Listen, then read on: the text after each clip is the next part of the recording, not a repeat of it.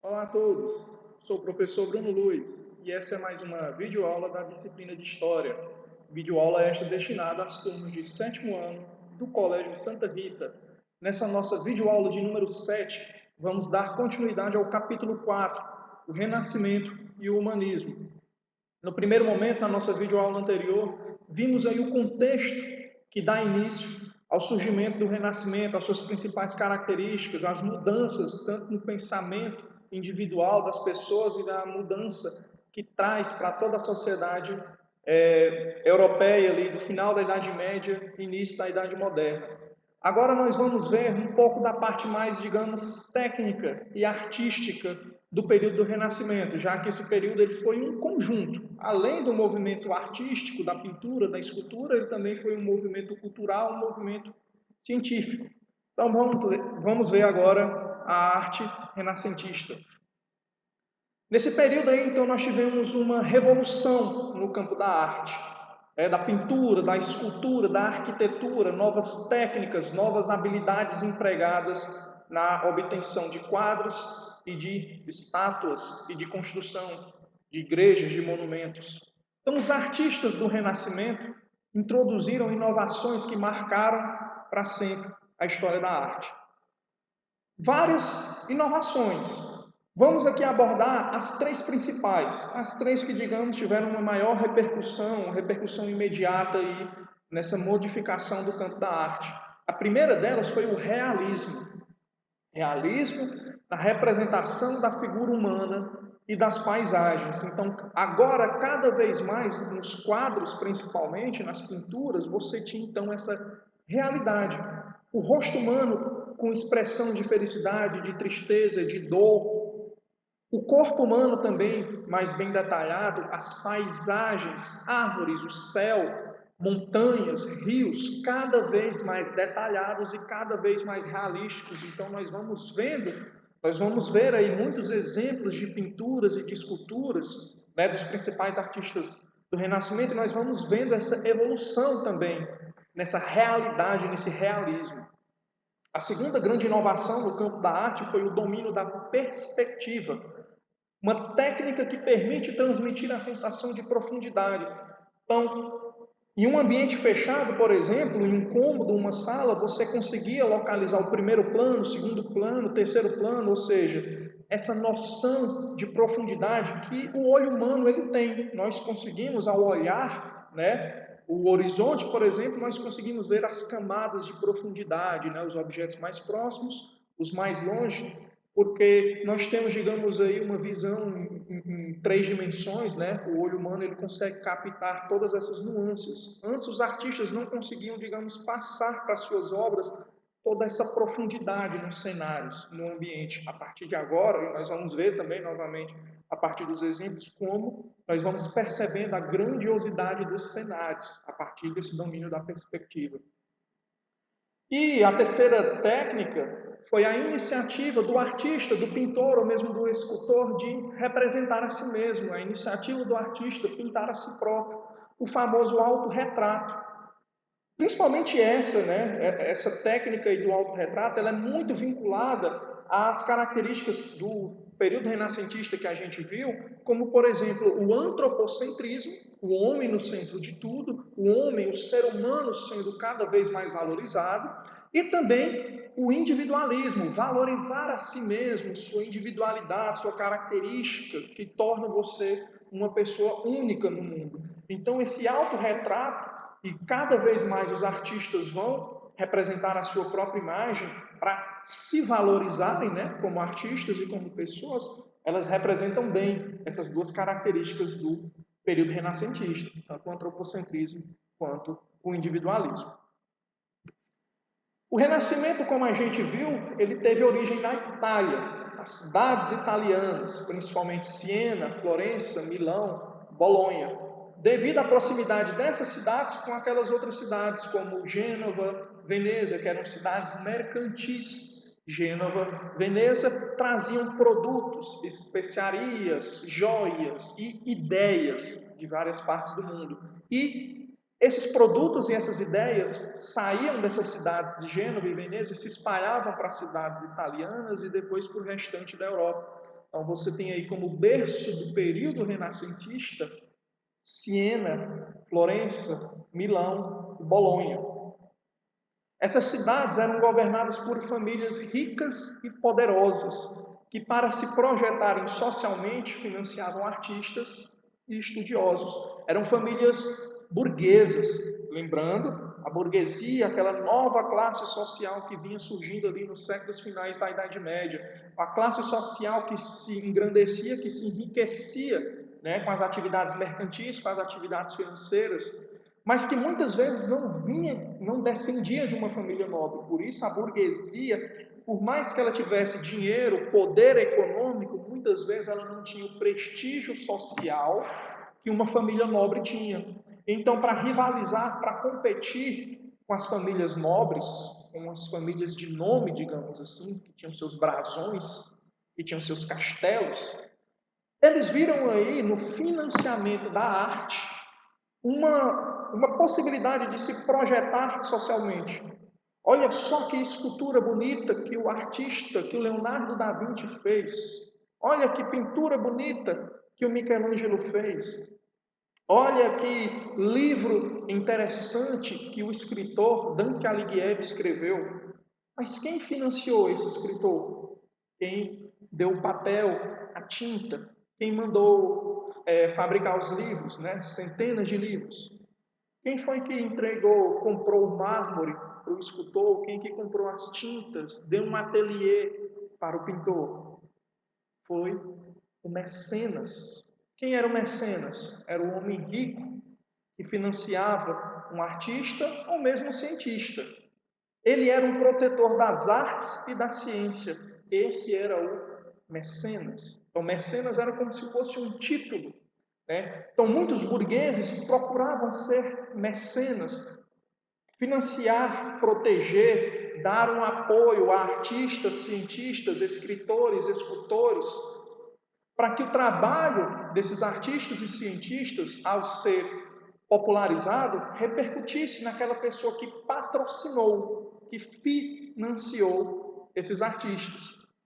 Então, muitas famílias burguesas se dedicavam, digamos, a serem mecenas. Isso não era exclusivo da burguesia. Sim, muitos nobres também foram mecenas, muitos reis. Os reis franceses ficaram conhecidos, né, como importantes mecenas. Então, nós temos aí essa figura do protetor da arte, do protetor da ciência. Claro que ele valorizava a arte e a ciência, mas ele também queria algo em troca. Ele queria esse poder, esse prestígio, que as pessoas lembrassem o quão poderoso ele era, a ponto mesmo de proteger ou financiar a ciência e a arte. E aí nós temos a imagem do Lourenço de Médici, né?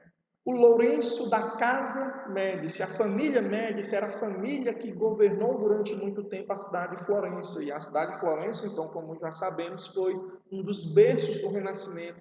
Reunia artistas importantíssimos. E o Lourenço, né, o líder da família Médici, conhecido, né, como Lourenço ou Magnífico, né, você já tira pelo apelido dele, né? Ele então financiou muitos artistas e ele é conhecido como um dos maiores mecenas do período renascentista, né? Então, o Renascimento na Itália, ele é dividido em três fases, três períodos, um para cada século, os 3 séculos aí de duração. Então, o período 300, nos anos 1300, século XIV, o período 400, né, durante os anos de 1400 do século XV, e o período 500, dos anos de 1500 em diante, ali no século XVI. Desculpem minha pronúncia aí aportuguesada, deveria ser uma pronúncia mais italiana, né? Mas melhor deixar no bom e velho português. Então nós temos aí 3 períodos históricos e cada período aí associado a um século, né? Então, o primeiro período, durante o século XIV, ali a partir do ano de 1300, nós temos então o período 300, que é considerado, pelo período inicial, é um período de transição para a arte renascentista. Os principais centros culturais do 300 foram tanto a cidade de Florença, da família Médici, do Lourenço de Médici, Lourenço Magnífico, o grande mecenas, e também a cidade de Siena. E os principais artistas desse período, né, foram o Dante Alighieri e o Giotto di Bondone. Vou tentar usar um pouquinho de italiano aqui. O Dante Alighieri, nascido em 1265, ele faleceu em 1321, ele era escritor, autor, e compôs, né, escreveu um dos livros mais conhecidos e mais lidos aí da história, a chamada Divina Comédia. A Divina Comédia era uma espécie de poema, tanto com características medievais como características modernas, que representa bem esse período de transição. É um livro, então, um poema, uma escrita que pega características do período da sociedade, da cultura medieval e características da sociedade, da cultura da Idade Moderna, já ali daquela fase de transição, né, do fim da Idade Média ali. Ainda estamos no fim da Idade Média, oficialmente nós não estamos aí na época de vida do Dante Alighieri, no período moderno, mas já naquele processo final da Idade Média, de trocas culturais. A obra Divina Comédia, resumidamente, ela conta a história de um homem que morre, né? E na outra vida, no inferno, ele busca, digamos aí, a redenção. E ele vai passando por muitas situações. Ele vai perambulando pelo inferno, conhecendo outros mortos. E nisso mistura tanto da característica medieval, da religiosidade, né? Se tratando aí da vida, morte, céu, inferno, né? E também dessas características modernas, do período moderno, do antropocentrismo, do individualismo, da valorização do ser humano, pois os personagens do livro têm características bem interessantes, né? Cada personagem com uma característica própria, um sentimento próprio, né? Que difere bem um personagem do outro. Já o segundo grande nome do período trecento, né? Do período inicial do Renascimento italiano, esse foi um pintor, o Giotto, Giotto di Bondone, nascido no ano de 1266, que faleceu no ano de 1337. Né? À esquerda aí temos uma imagem do Dante Alighieri, à direita do Giotto. Né? E antes de falar das obras do Giotto, só fazendo um adendo aí, essa imagem, essa pintura que representa o escritor Dante Alighieri, você percebe pela representação do quadro, ele de perfil, de lado, com uma flor, uma folha de louro por volta da cabeça, traz uma outra característica do período do Renascimento, a valorização do passado greco-romano. E vocês lembram lá, conteúdo do sexto ano, né? Gregos e romanos, eles tinham essa valorização do herói, do guerreiro, né? Seja do soldado na guerra ou do atleta nas Olimpíadas, e eles recebiam como prêmio, como identificação, e na Roma antiga os governantes, os césares, né? Os imperadores, eles também usavam essa folha de louro como coroa, como adorno. E olha aí o Dante Alighieri sendo representado como um grego, como um romano, valorização do passado. Agora, vamos analisar aqui algumas pinturas do Giotto, onde a gente já vai começando a perceber um pouco daquelas características, daquelas inovações na arte que a gente acabou de ver, como a profundidade, né, a perspectiva e esse início do realismo na representação tanto do homem quanto das paisagens. Então, nós temos aqui uma das obras do Giotto, A Lamentação. Olha aí, é uma obra, então, de cunho religioso. Cristo, né, após ser crucificado, retirado da cruz. Analisem aí a expressão, né, que o Giotto tenta passar às mulheres, a Maria, Maria Madalena, as outras mulheres que acompanhavam Jesus, os seus discípulos, os anjos no céu. Olha, alguns anjos estão com uma expressão ali de muito choro, de grito, de desespero. Uma das mulheres está de braço aberto, os braços para trás, a tentativa de expressar sentimento, né? Esse realismo na representação da figura humana. E olha aí, a gente vê ao fundo um monte, uma árvore, o céu, né? Então o Giotto tenta também trazer essa profundidade, essa perspectiva, né? O primeiro plano, onde estão todos, a maioria das pessoas, e o segundo plano, a montanha, a árvore. Então já é um quadro ali nesse período de transição, do início das técnicas que vão caracterizar o período renascentista.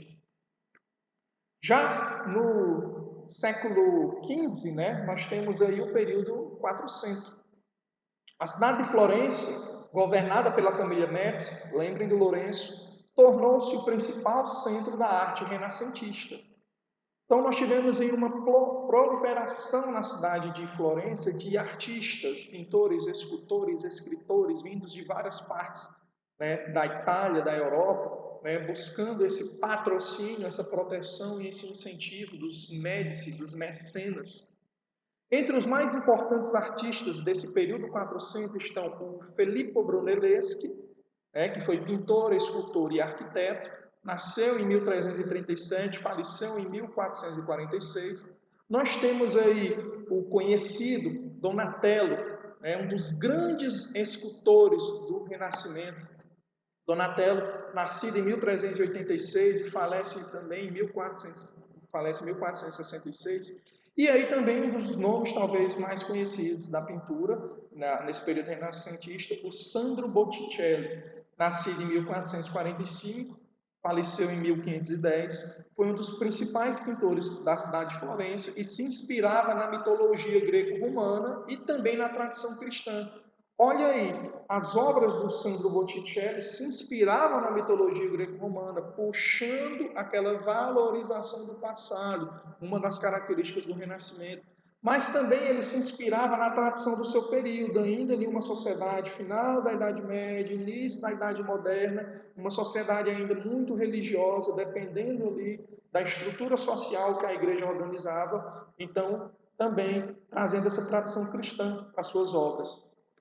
Nós temos aqui, né, a fachada na esquerda, belíssima, e também o interior também belíssimo da igreja Santa Maria del Fiore, que fica na cidade de Florença.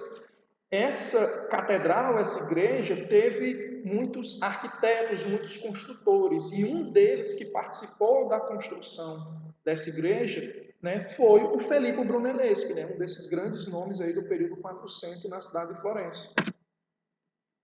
Aqui nós temos duas esculturas, né, feitas pelo Donatello. Duas versões do mesmo personagem, Davi, o personagem bíblico, o rei Davi. Né? Então nós temos aí ele, digamos, à esquerda, mais vestido, mas com trajes, a semelhança dos gregos, dos romanos, trazendo também um pouco dessa tradição. À direita, nós temos ele aí com uma característica mais moderna, ainda mais da valorização do corpo humano, apresentado praticamente nu, né, ali com exceção do seu elmo, do seu capacete, com espada na mão. Por que ele está nu? O Davi, representado na escultura do Donatello, trazendo aí, digamos, essa liberdade de expressão que vinha se caracterizando ali o período renascentista, da valorização do homem, do corpo humano, do antropocentrismo.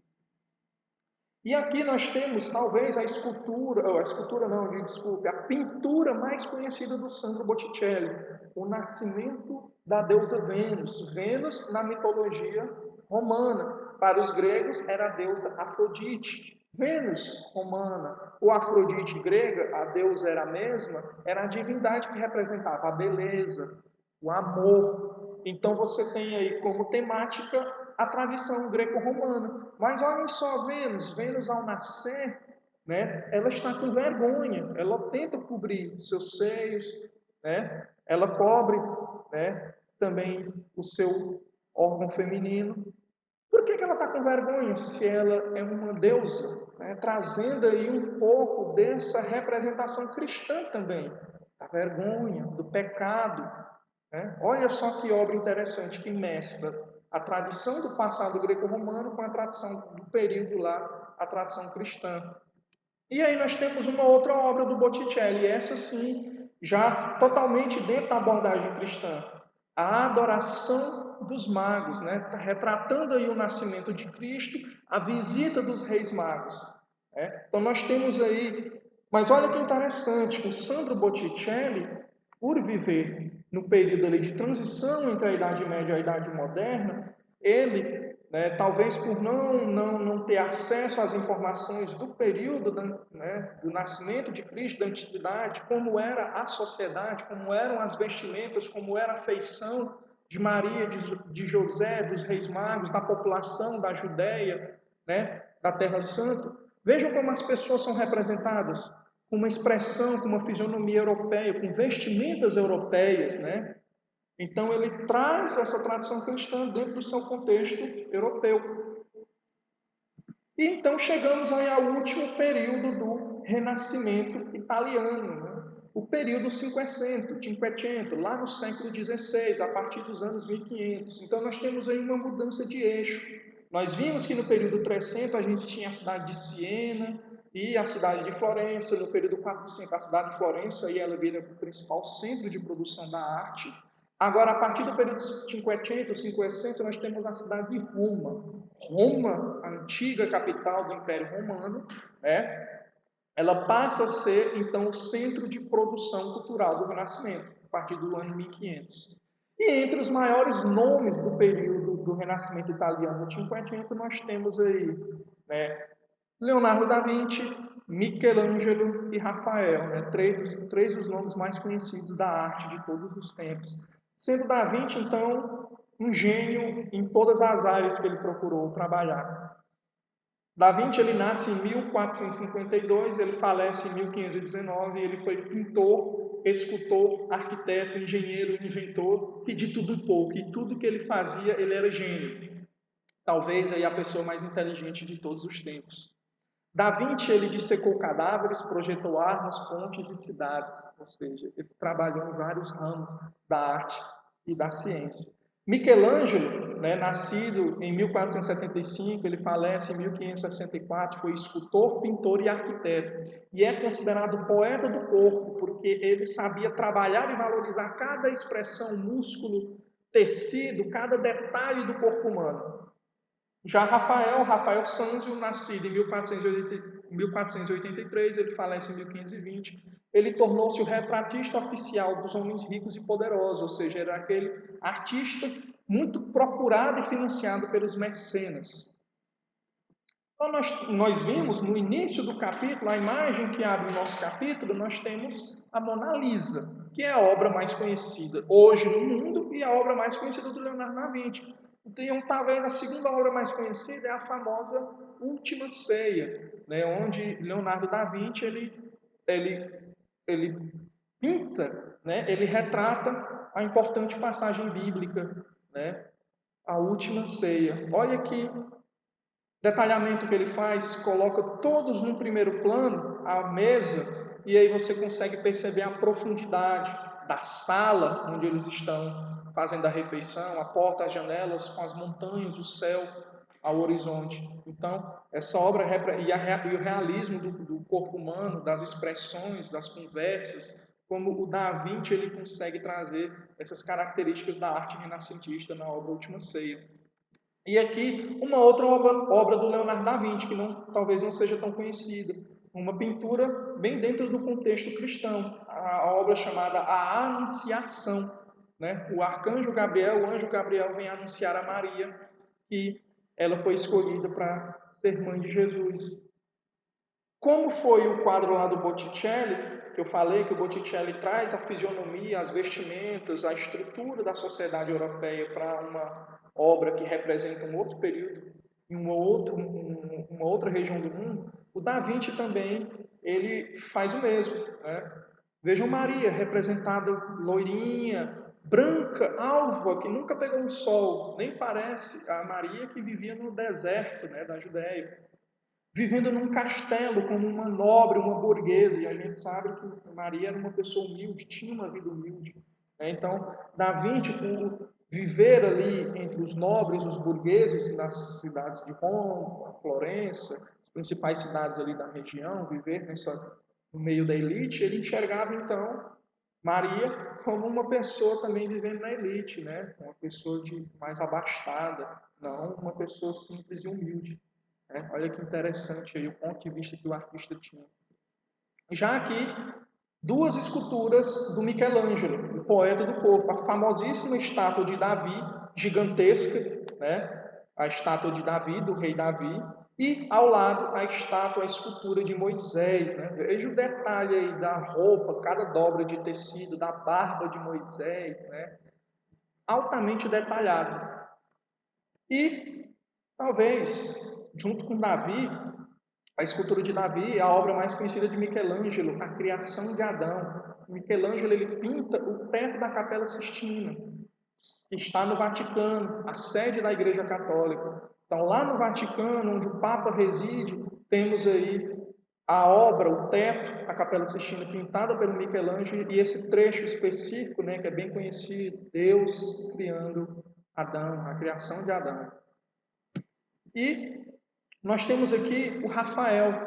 Olha que realismo o Rafael traz à representação do homem, as expressões, as técnicas de profundidade, de perspectiva nesta obra e a deposição de Cristo, né? Então, é uma obra interessantíssima nesse contexto técnico e artístico. E aí, para a gente finalizar a nossa videoaula, só uma brincadeirinha, um memezinho, se vocês não perceberam, né? Entre os principais nomes aí da arte do Renascimento italiano, nós temos o Donatello, o Rafael, o Leonardo e o Michelangelo, né? Que vão dar nome posteriormente aí às famosas tartarugas ninjas, né? Personagens de filmes, desenhos, de jogos. Então, pessoal, encerramos aqui a nossa videoaula. Até a próxima aula. Bons estudos!